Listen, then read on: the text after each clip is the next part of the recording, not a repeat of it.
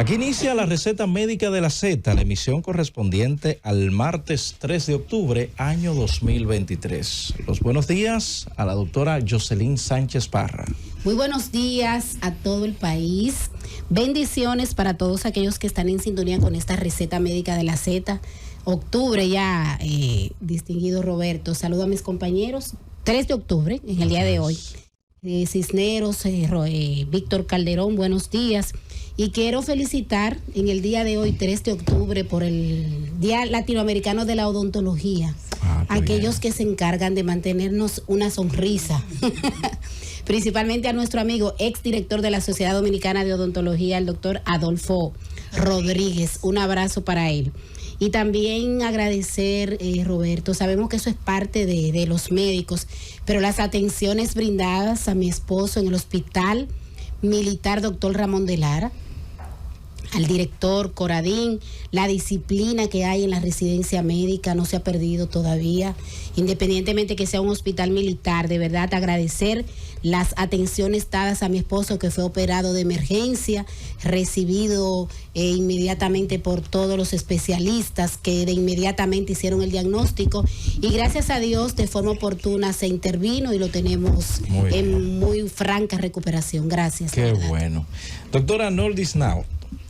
Muy buenos días, Roberto, y muy buenos días me uno a la salutación de la doctora Sánchez para todos nuestros compañeros en cabina, y sobre todo muy buenos días al pueblo dominicano que como cada día sintoniza la Z101 hoy martes 3 de octubre del año 2023. Señores, decir que todavía seguimos con los hospitales llenos de casos de niños con dengue y también de adultos. ¿Y cuántos han fallecido? Hospitales y también centros, o sea, hospitales de la red pública y también de la red privada. El Ministerio de Salud dice que están investigando cerca de 40 y tantas muertes, ¿verdad? Y decimos así esa cifra, 40 y tantas, porque la informalidad con la que se están ofreciendo estas informaciones es alarmante. Se ofrecen de manera verbal. Hoy vemos que ya han publicado lo que corresponde al boletín epidemiológico de la semana 36, cuando estamos en la semana epidemiológica 40. Sencillamente se ofrecen informaciones a través de ruedas de prensa, lo que realmente impide, ¿verdad?, tener el dato de manera formal en las plataformas correspondientes. Las muertes entendemos que van cerca de un centenar de muertes, porque realmente se dice que se están investigando casos probables de dengue, o sea, de fallecimientos por dengue. Esto lo que quiere decir es que esos fallecimientos que han ocurrido de pacientes con síndromes febriles se someten a una comisión evaluadora que es la que decide a posteriori si realmente el paciente ha fallecido o no. La cosa es que el número de casos que reporta el Ministerio de Salud Pública no se corresponde con la realidad que está viviendo el pueblo dominicano, con el aumento desmedido de la demanda de servicios en los centros públicos y privados por casos febriles. Miren, yo trabajo en un centro de atención primaria y de verdad que es alarmante cómo ha aumentado el número de niños con analíticas incluso sugestivas de dengue, con leucopenia, con plaquetopenia, con fiebre, con manifestaciones clínicas y sintomatología que corresponde al dengue. Entonces, seguimos haciendo el llamado a las autoridades para que de verdad que amplíen las camas, que la gente no debe irse a su casa cuando llega con su niño en condición crítica. Muchas veces deben irse porque no porque los envían, sino porque la gente se desespera y se va porque no recibe el servicio. Y a la comunidad a seguir eliminando los criaderos. Doctor Víctor Calderón. Muchas gracias, Roberto. Muy buenos días, República Dominicana. Muy buenos días a todos los dominicanos que sintonizan esta la Z101, donde todo comienza, prosigue y nunca termina, y sobre todo a la receta médica de la Z. Sean ustedes muy bienvenidos. Hoy es el Día Internacional de los Odontólogos. Muchas felicidades a nuestros queridos colegas y amigos odontólogos, especialmente a nuestro querido y amigo presidente pasado, doctor Adolfo Rodríguez. Doctor Adolfo Rodríguez. Así que vayan nuestras felicitaciones. Hoy, como muy bien, me uno al comentario de nuestros queridos colegas aquí, le envío un saludo a nuestros colegas amigos aquí en cabina, porque realmente sí, continúan las lluvias, continúan abarrotados los hospitales, señores. Es lamentable que yo digo que como nosotros tenemos como país las estadísticas, tenemos que hablar y decir las cosas tal y como son, porque no hay forma de mejorarlas si nosotros no decimos lo que está ocurriendo.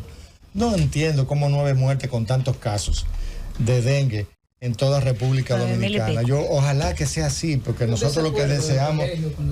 Sí, el colegio dice que hay más en el Robert Reed, en esos hospitales, pero lo importante es que debemos llamar a la ciudadanía a cuidarse, ¿verdad? Porque esto es un compromiso de todos, no es un compromiso del gobierno ni del Estado, es un compromiso de todos. El hecho de que no tenemos, que eliminemos los criaderos, que es el grave problema. Así que gracias, Roberto. Doctor Rafael Cisneros, buenos días. Buenos días aquí a todos los radioescuchas que siempre están en sintonía y que nos ven también por los canales de televisión de la Z101 con su programa La Receta Médica de la Z. Gracias por la gentileza y amabilidad de sus sintonías para con nosotros. Me sumo a las salutaciones a todos los odontólogos en este día y aquí a los compañeros en cabina. Miren, hay un llamado al pueblo dominicano. A propósito de que los CDC de Estados Unidos han alertado de la bacteria Vibrio vulnificus en el Golfo de México, allá en Estados Unidos, y las aguas del Caribe. En ese sentido, les recuerdo al pueblo dominicano que esa costumbre de ir a comer mariscos crudos hay que irla descontinuando.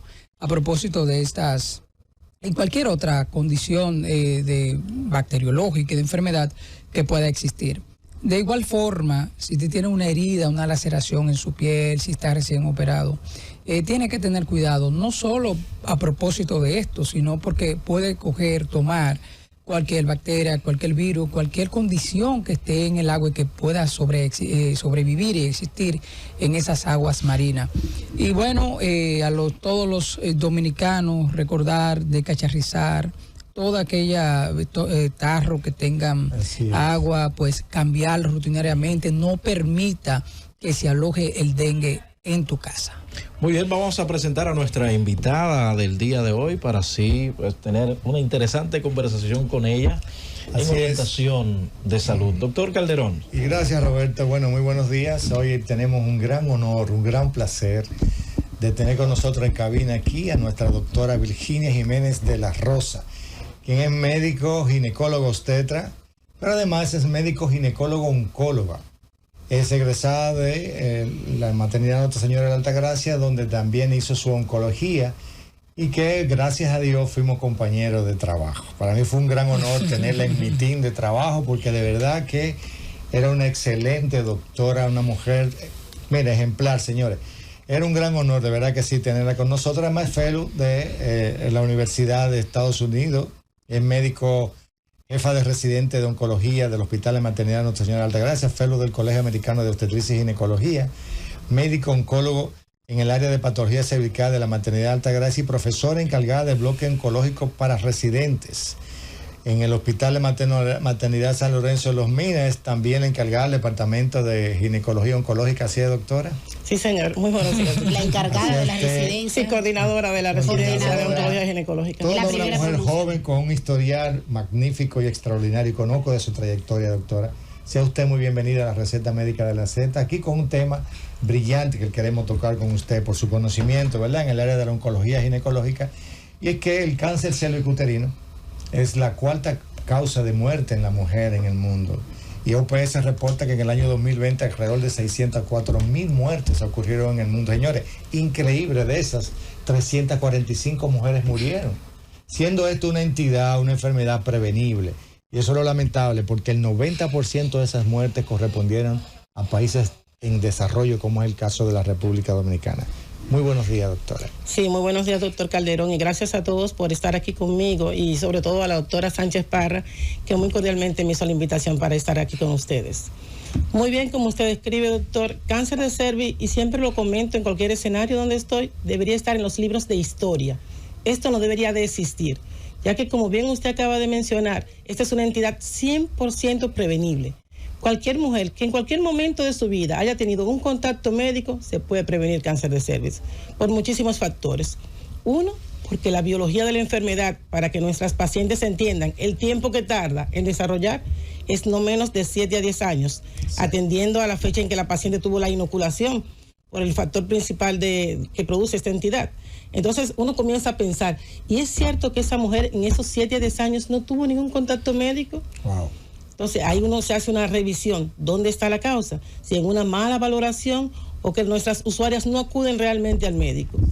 Entonces tenemos la disyuntiva, que nuestras mujeres son muy madres, muy esposas, pero no son muy dadas a cuidar su salud. Inclusive, a pesar de que se promueve la citología o el Papa Nicolau convencional como un método de pesquisaje una vez por año, aún así no lo logramos. Doctora, ¿cuáles son esos factores de riesgo y qué es el cáncer de cervix para que la población nos entienda? ¿Y dónde está ubicado? Sí. Bueno, primeramente, vamos en orden. ¿Dónde está ubicado? El cervix forma parte de lo que es el aparato genital femenino. Es un órgano interno de la mujer que solamente lo podemos visualizar cuando tomamos un espéculo para poderlo ver. El cuello, le dicen. El cuello de la matriz, como ellos dicen, para que ellos entiendan claro. Gracias, doctora. Es el detalle. Entonces, factores asociados a el principal factor que se asocia es el virus del papiloma humano. Pero cuidado, porque nuestras usuarias se confunden y piensan que tener virus del papiloma humano indica que va a tener cáncer de cervix o que tiene cualquier entidad ya desfavorable para la misma, no siendo esto cierto. Si tomamos las estadísticas internacionales, como mencionaba el doctor Calderón, por cada 1 millón de mujeres que puede estar infectada por el virus del papiloma humano, solamente el 0.16% puede llegar a un cáncer de cervix, es decir, 1.600 mujeres. De 1 millón. Y depende de la cepa también. Y depende de la cepa, pero imagínese usted, de ese millón que contraiga cepas oncogénicas para el cáncer de cervix, solamente 1.600 pudieron tenerla. Y esas 1.600 mujeres, en algún momento, durante esos 7 a 10 años que dura la biología de la enfermedad en producirse, nunca tuvieron un contacto médico. Entonces, realmente es una enfermedad que debe estar en libros de historia. Es un dato importante que usted menciona, doctora. Te habla de 1 millón Así es. pacientes que tienen el contacto con el virus oncológico, o sea, con las cepas oncogénicas.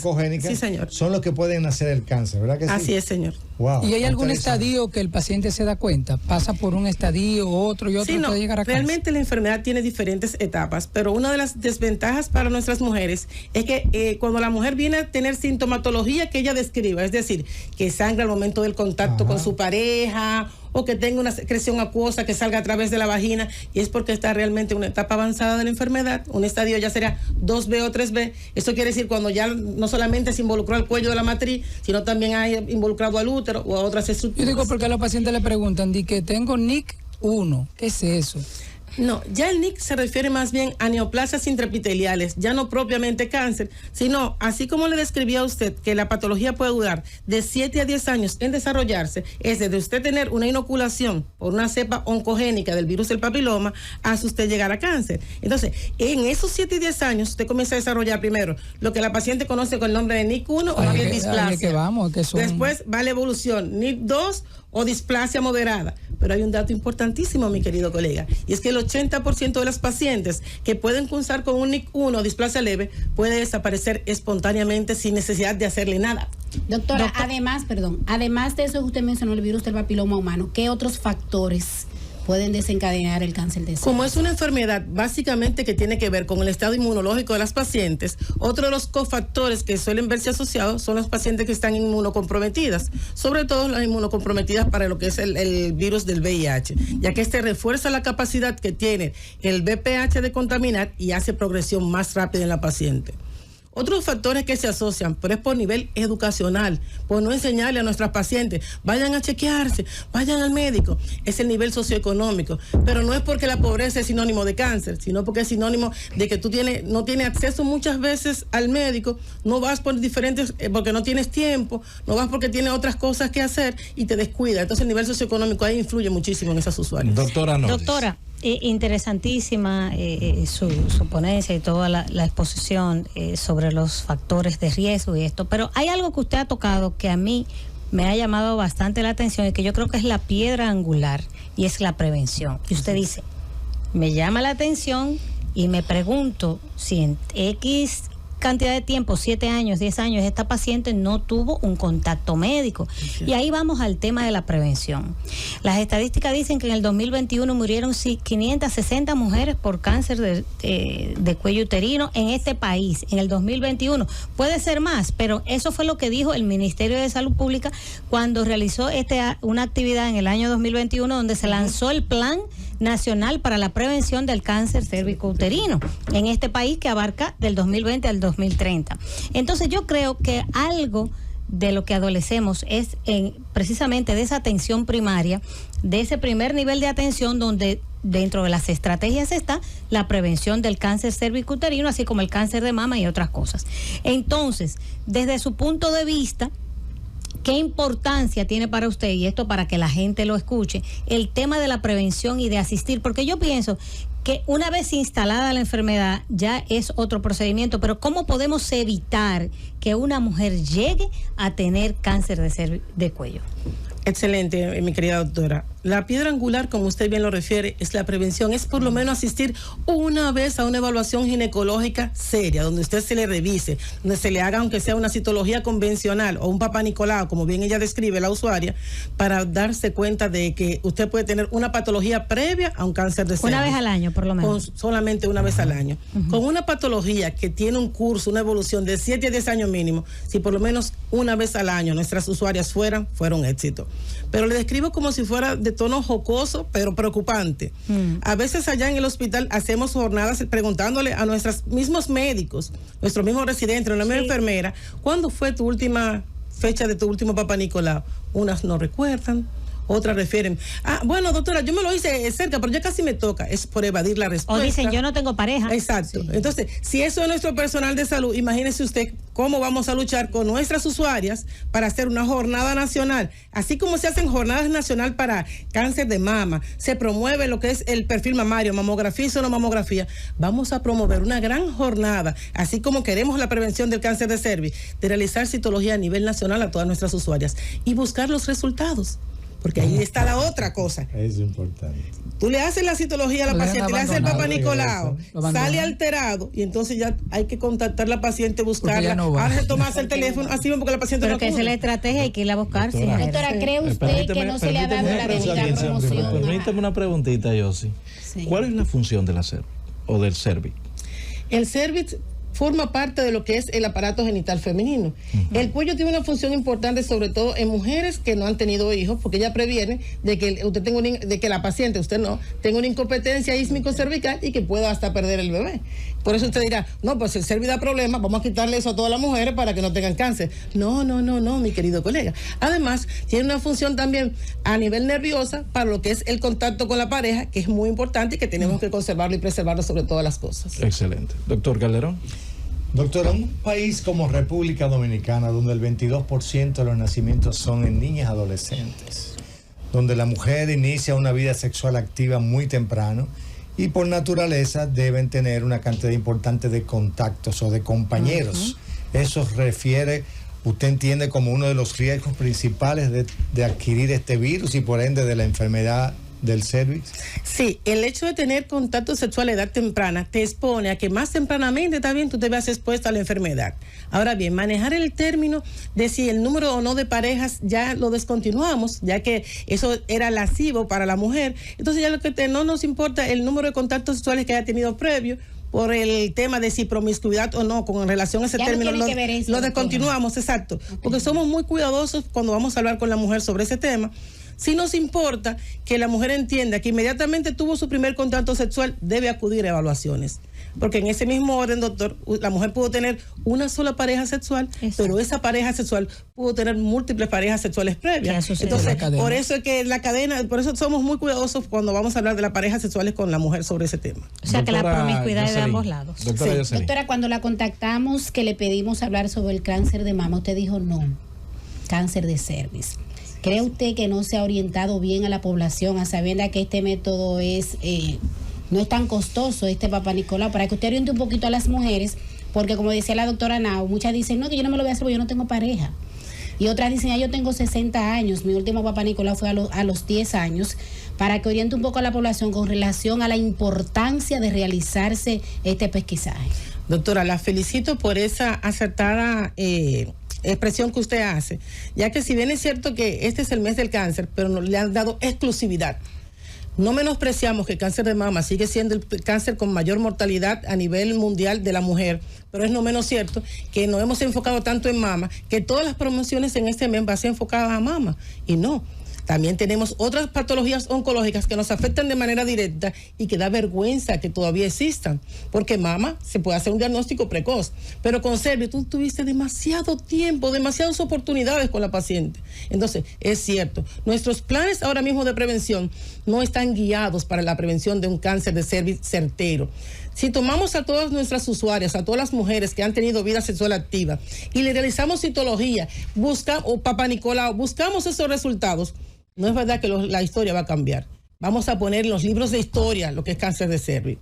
Tenemos también una disyuntiva con nuestras nacionales extranjeras que también vienen en gran frecuencia con estas patologías y que cuando vienen en etapas avanzadas que da el traste con el manejo y con la mortalidad.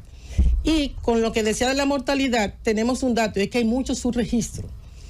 Datos oncológicos certeros, tenemos mucho subregistro, porque tenemos diferentes entidades oncológicas y cada entidad oncológica tiene un registro personal. Entonces tendríamos que sumar y buscar todos los registros certeros de las diferentes entidades oncológicas que tenemos a nivel nacional para ver si llegamos a lo que es el número real. Bueno, nos vamos a una pausa, regreso, continuamos con esta interesante conversación orientativa en la receta médica de la Z. Cundo.